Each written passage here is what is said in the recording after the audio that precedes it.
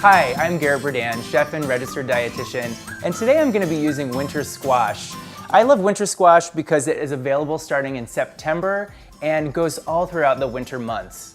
The great thing about winter squash too is you can buy it, leave it whole, store it at room temperature, and it really has a long shelf life.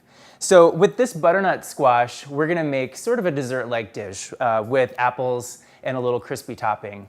One thing about squash too is it's sweet and delicious, but it also is a great source of fiber and vitamin A.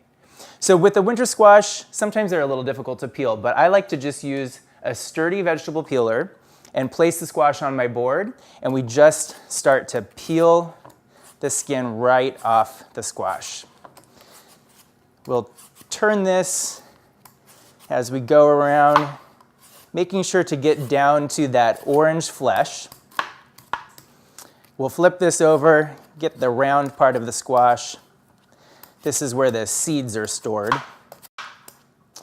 And now that it's peeled, we can remove both ends just by simply trimming that off with your knife. Make sure to keep your fingertips out of the way and just slice that right off.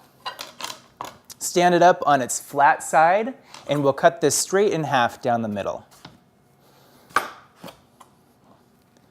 Like that. That's going to reveal the seeds inside, and now we'll just take a spoon and scoop those seeds out.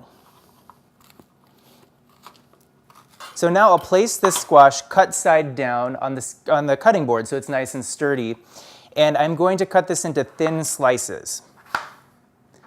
These thin slices will bake at about the same rate as the apple slices that we're using as well.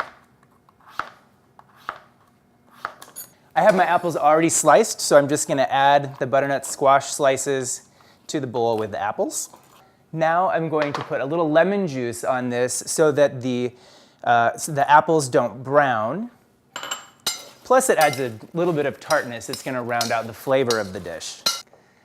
Now I'll mix together the brown sugar, cinnamon, cornstarch, and a little bit of salt. This will add some sweetness and a little spice to our dish. Think of this almost like a crisp crumble or a pie. Okay, now that that's all mixed together, I'll sprinkle this in and stir to combine. I have a baking dish that's already been sprayed with vegetable oil, and I'll just pour this right in. I'll cover this with foil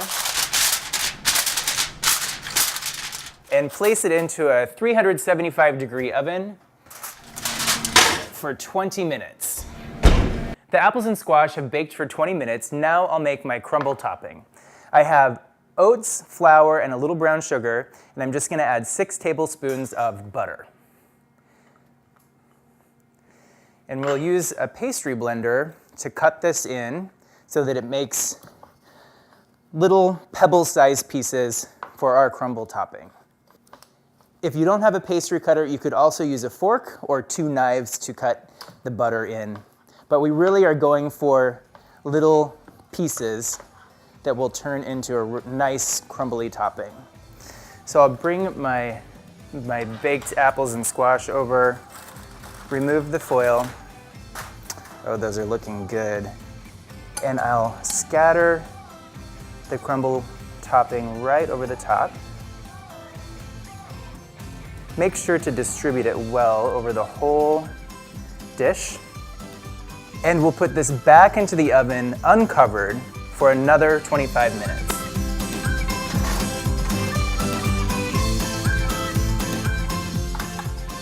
I like this butternut apple crisp served warm. I think you will too.